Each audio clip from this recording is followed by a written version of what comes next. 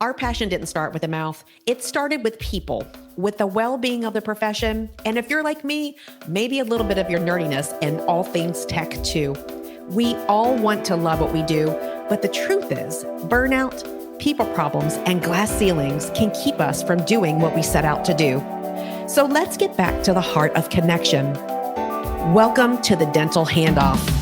This show is about passing you the knowledge, the habits, the systems, and the strategies to lead your teams, lean on your tech, and listen to your gut while you take care of people and truly the overall health of our communities. Let's stop using the wrong end of the toothbrush, y'all. My name is Dr. Kelly Tanner. Oh, and uniquely, I'm a dental hygienist too. You can consider me a guru in the dental and leadership industry. With over 3 decades of experience, my goal is to take you to the next level by empowering growth, perspective, and confidence. By identifying the gaps, recognizing the plaque, and extracting the truth with the other experts in the field. I'll share their stories, empower you to own yours, and elevate your passion in the process. So have a seat in the chair, put on your bib, and let's get to work. Welcome to the Dental Handoff. I am Dr. Kelly Tanner. We are at the Chicago Midwinter Dental Society meeting. We're live, but you're going to be seeing this after the fact. Today, I have again with me Dr. Bryan Laskin, and it's always a pleasure to see you. I feel like when I see you at these meetings, it's hi, bye, always, right? They're crazy. I mean, the trade shows are always chaos, right? Yeah. But organized chaos. So we have the pleasure of hearing from him again. And when Bryan and I were connecting yesterday, he was telling me about some things with the innovation that he's doing that is going to make such a big difference in patients' lives, in our lives as practitioners. And it might even help you be in compliance, right? Yes. Yeah, just maybe. So Bryan, I'll just have you refresh on who you are, what you're about, Sure. And then I'll ask some other questions after that. Well, thank you. So I'm a Minnesota dentist. Through my practice for over 20 years, was Chief Innovation Officer at Dental Care Alliance for a few years. But ultimately, along the way, I got early on involved with technology, training for CAD/CAM, CT imaging, developed a product called Opera DDS that we scaled to 30,000 practices and sold it a few years ago to focus on the problem that we're looking at solving right now, which is, I believe, the biggest problem in dentistry. And as we know, the biggest problem has the biggest opportunity. Yes. I think we're on the precipice of a new phase of dentistry, going from analog to digital to what I call dentistry 3.0. And dentistry 3.0 is about what we call connected dentistry. The themes are going to be remote care, empowering patients, like you mentioned, aggregating practices, connecting practices through consolidation that we all know is going on. Medical dental connection, but then this is all going to be kicked off, which what we're focused on is interoperability. Mm-hmm. How do we make our systems connect in a way that we give the legal owners of this information access to their data, as you mentioned, required by federal law. What that means is dentists should have access to the data so they can provide the best care, which we have not had, and that's been grossly ignored. And then ultimately what we're launching here at the show, which I'm super excited about, is giving patients access to their data. It happens on the medical side because it's federally mandated that patients have access to their comprehensive electronic dental records. And as of yesterday, 100% of dentists in the United States of America are required to give patients access to electronic dental records. So how are they doing that now? They can't. That's what we launched right now. So there's no way to give your patients access to their dental records. And what's unfortunate is that patients can go and just report anybody on the ONC's website, and dentists right now are paying between $10,000 and $80,000 per patient that says, I didn't get my complete dental records. What? Yeah. And so what we've done is we've created a system that's actually free for dentists, free for patients to comply. And so I'm really excited about it, obviously. It's called the 21st Century Cures Act, which means that there's a part that went into effect in 2022, yes. A ruling called the Information Blocking Rule that says if anybody blocks information to provide the highest quality of care, whether it's a software vendor, a dentist, or even a patient. If you need information from a patient, they said, I'm not going to give you that. I'm not going to sign your medical history, and it's required to do the line of care. Everybody can be fined up to $1 million per incident. So that's why if you go to see a physician, pretty much 100% of the time, they have some type of ability for you to log in and get your records. Like my chart. Yeah, like my chart. Exactly. Because that Epic, actually, the 21st Century Cures Act was, as I've been told, created to force Epic to give patients access to their data. But as an industry, we've completely ignored this until now. I'm sitting here thinking about the trickle down effect of everything, because I don't know how many people who know actually what you just said about the CARES Almost Act. nobody. Okay. So how would dentists have known about this? They wouldn't, right? But if you think about HIPAA as a regulation, dentistry lagged medicine, and everybody was like, does this really matter? Same people wrote HIPAA, which is about privacy and security of data. This is about data accessibility. And when it first came up, people were like, does it really matter? And then fines were being levied. The large software vendors paid over $200 million of fines for HIPAA, and frankly, they're still not compliant. But the problem with HIPAA is it makes everything harder. Yeah. Right. Privacy and security of data is vitally important, but it's hard. You have to create. It's more difficult to log in. It's the big difference between HIPAA, which again very important. The 21st Century Cures Act makes everything we do easier. It's about data accessibility. When you refer somebody from your office to a specialist, how much information can you actually pass today? X-rays. Maybe people send an X-ray. Yeah, maybe. Right. A referral form. Exactly. So what that leads to is today in dentistry, 50% of the time, that patient doesn't actually go to see the specialist. So by connecting our systems, what we enable is you can actually open up the electronic dental record. So whatever components you want to share with your specialist, progress notes, radiographs, the entire dental record, as a trusted collaborator, they will have access to the patients that you refer. And we close the loop, so you'll actually know when they went to that specialist what was done without anybody having to make phone calls, type emails, all that BS, which is difficult, right? Everything works easier because these systems again are connected. Right. And there's the number of examples. Think about a new patient. What information do we get when a new patient comes to our practices? What they remember, actually, you guys, right? I think I went to the dentist 6 months ago, and it actually was 3 years ago. Yeah. Well, and I don't even remember what I ate last night for dinner, right? So memories are faulty. And first of all, patients, how much knowledge they actually have about their, right? So now you'll be able to get the entire electronic dental record, and patients will have access, which, again, I think this is going to be the best tool to improve case acceptance since the intraoral cavity. Right? As dentists, if we could take everything we know and use I want to say telepathy. It sounds more like the fish. But if you could take everything you know and put it in the patient's brain, right? How much more likely would they be to say yes to treatment? Right. If they could see that, be transparent, because I know that this is a real story, you guys. So I just logged into my portal for my OBGYN visit. Okay. Yep. And I realized usually you hear from them in a way like written mail or something if they need to see you back again. Well, there was something they needed to see me back again for, but I didn't check my chart. I'm logging in for a completely different reason. Mm-hmm. And I'm like, oh crap, I totally missed this 6 months ago that they wanted to see me. And so I called him up. I'm like, oh my gosh, what in the heck? He's like, Kelly, it's not that big of a deal. I'm glad that you did see it, so you know about this. But then, too, Bryan, I'm thinking a couple of years ago, and you probably know this number, there was a mandate for dentists to go all electronic records. So that was kind of like a step towards this, right? To say, you got to come out of the paper charts. You have to there's a mandate to make everything electronic. So I'm assuming that it was a step to get towards this, where it's sharing information.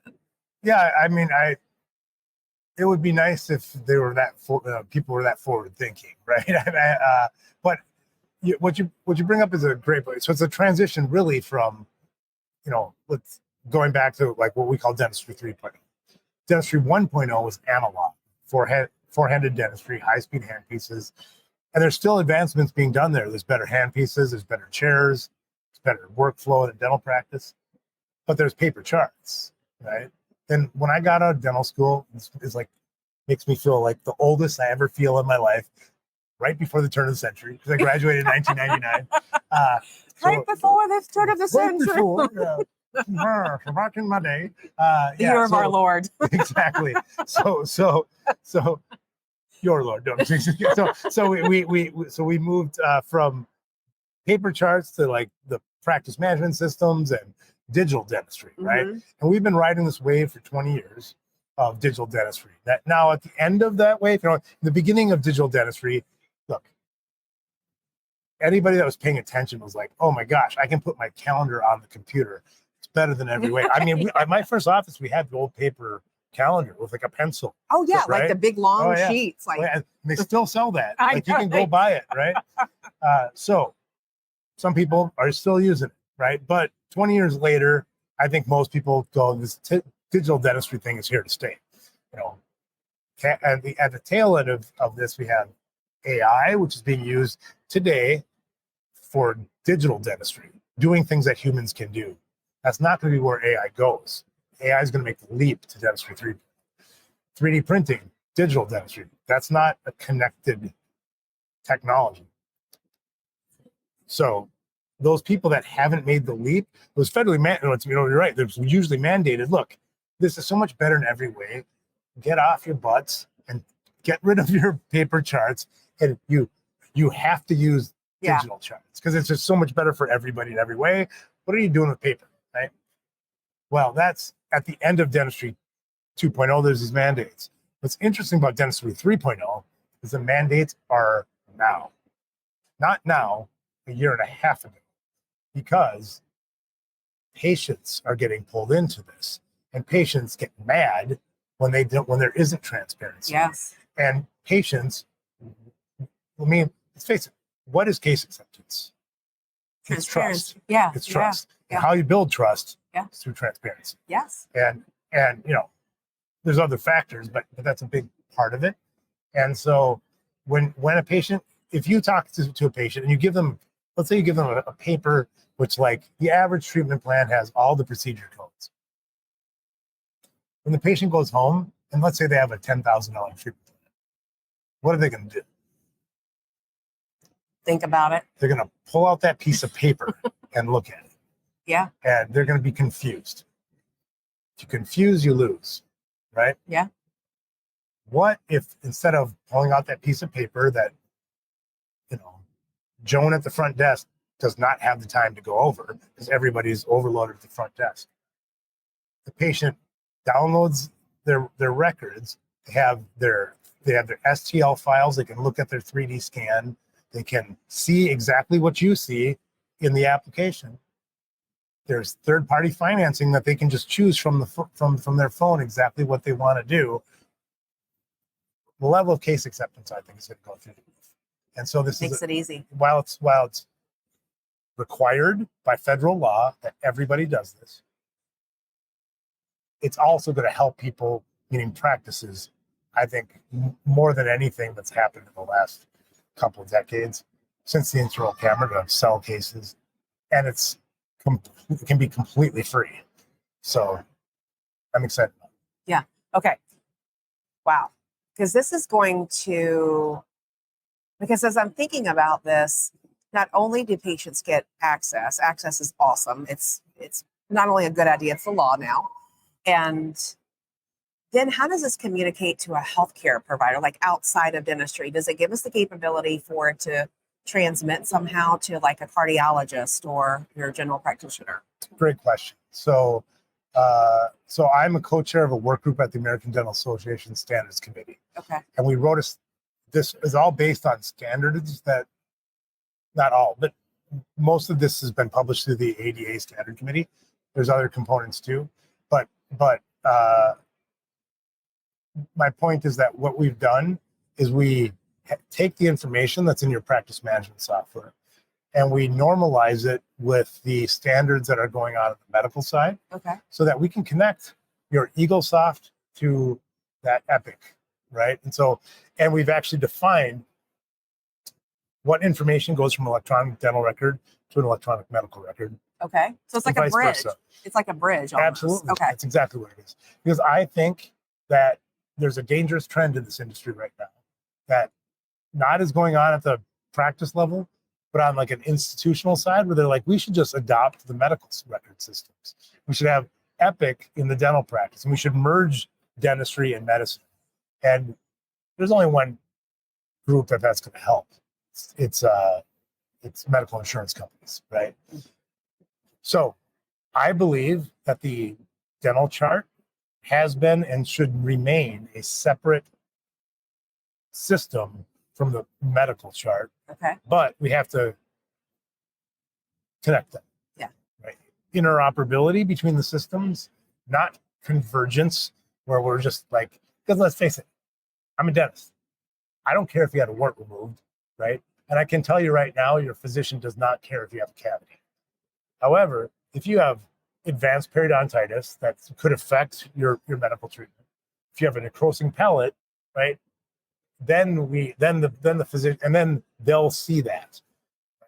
Right? And there's been people that have tried to converge these record systems, and what happens is that it just gets ignored because they get overwhelmed. I mean, if you had every freaking, if you had to look at every note that every sniffle that your patients had, you'll miss when something that's pertinent to their dental health happens. So it's a long answer to your question, but it's complete. So we've actually defined through standardization, not just how that connection happens, which some are defined, have already been defined through medical standards, but also we've expanded upon that with what's called ODIN, the Oral Data Interoperability Network. I just got accredited 3 weeks ago. Wow. Through ANSI. And then we've built the systems to allow that to happen through the same system that we're allowing patients to get access to. Okay. So it's a long answer to your question. So this bridge, so you've created, and I know I can only imagine that you've created what it is now, and it will continue to be beefed up and have more features to it, features and benefits. We have people walking by. Yes. At the Chicago Midwinter Dental Conference. Sorry about that. No, that's okay. This is what it's about. But to then make the main point of this too, as it's transferring, is to make it meaningful, right? Yes. So that is the essence of this, is that you don't give someone, and it's like, what is this? That it's meaningful information that the provider on the other end could use. So then, Bryan, as I'm thinking about this too, it's not only you're educating the patients, the providers, the dentists, also medical professionals, that they can have access to this to communicate through about a mutual patient. Yes. So what does your rollout look like? Well, so good question. So great partnership with the ADA, right? Because we developed the standards together, and so the rollout is going to be massive. I think over the next couple quarters, you're going to be hearing a lot about the Cures Act, interoperability, and what we're doing. A rollout, what I would say, is kind of like a top-down, bottom-up. So what that means is that we're working with standards, the ADA, the federal government, the ONC, and HHS is, part of this too, where we're going to be, educating the industry kind of from the largest organization in dentistry. And we have great partners like Patterson Dental stepped up. They were the first ones to raise their hand and say, you know what, this is not only the right thing to do, but it's going to fuel tremendous growth in dentistry. So we're going to make this free for practices and for patients. And we have other vendors that have all done the same thing. Wonderful. So they're going to help spread the word because it's the right thing to do. It's going to save everybody massive fines, and it's going to fuel practice growth and elevate care like never before. Then a bottom up, in that starting in about 3 months, we're going to have a direct-to-patient campaign talking about getting agency of your oral health, taking control of your oral health, how that affects your overall health, like people are talking about. And it turns out people actually truly, we've been testing it, people really care about it. we just want to educate the profession first before we go directly to the patients, right? Makes sense. But you also mentioned, I mean, what I'm really excited about as the next phase is, I'm a tech entrepreneur, so I like the next thing, right? Yeah. You know, when we layer AI on top of what we're doing, right? Think about this. Right now, people talk about 1/3 of people with periodontal disease have diabetes, right? And that right now is a correlation, right? So we don't know if just like 1/3 of the people they're just like unhealthy, or if there's actual causation here. When we layer AI on top of this connected data, not only are we going to be able to prove or disprove what some people kind of believe to be true, because we'll actually be able to use AI to like look at millions and millions of cases and see what's actually going on. We'll be able to make predictions that never before can happen. Just say, hey, you know, kind of, because AIs, that's you know, that AI, in my opinion, shouldn't be used how it's being used today in dentistry. I mean, I shouldn't say that. It's being used to great effect in dentistry, but it's just the very, very tip of the iceberg. Yes. Where we're really going to get results from artificial intelligence is doing things that humans can't do. Looking at the virtually unlimited amount of data on the medical side and the dental side, and having it come to conclusions that a human can't. That's what I'm saying. Personally. To kind of like predictability and confidence level, would you say? So if this, then this? Yeah, we don't even know. And that's the nice thing about, one of the weird things about AI is it comes to these conclusions by looking at things that a human wouldn't think about, right? Because we have biases and things that prevent us from making conclusions that AI will. Yeah. Right. Could be faulty reasoning. Yeah. I mean, now it's not infallible, so obviously we'd have to like go back and validate, but it would come to. So, I mean, that's what I think. Right now, we're at the very beginning of Dentistry 3.0. And I think that just like if we were 20 years ago talking about digital dentistry, you know, it would be a very different conversation than it is today about digital dentistry. Yeah. You know, what I'm trying to do is where we're going with connected dentistry, why I think this is a trend that's going to unlock more innovation, better care, higher revenues for dental practices than we've seen in my career, is because of that, because of where we're headed with this technology. Yeah. Today, you can save yourself tens of thousands of dollars, provide better care, more transparency, and, you know, just do what's right by giving patients access to their data. But tomorrow, we're going to have conclusions, and there's going to be an opportunity to completely, fundamentally revolutionize how we deliver care. Yeah. Wow. Well, I mean, thank you for the work that you've done to continue to think ahead of all of us, to be a thought leader, and not just a thought leader. You're doing things about it. You're putting pen to paper. You're leading the way, and as a pioneer in our industry, which you always have. Well, you know, it's a pathology to always wonder what's next, right? But I it's a pathology. Like it is, yeah. But I mean, look, you're doing the same things. Like, we're all, you know, anybody, in my opinion, that's like engaged in the profession, looking to elevate things, right? Is we are all doing. We all have the same mission. We're rowing in the same direction. We just might have, our boat might look a little different. Right? Yeah, sure.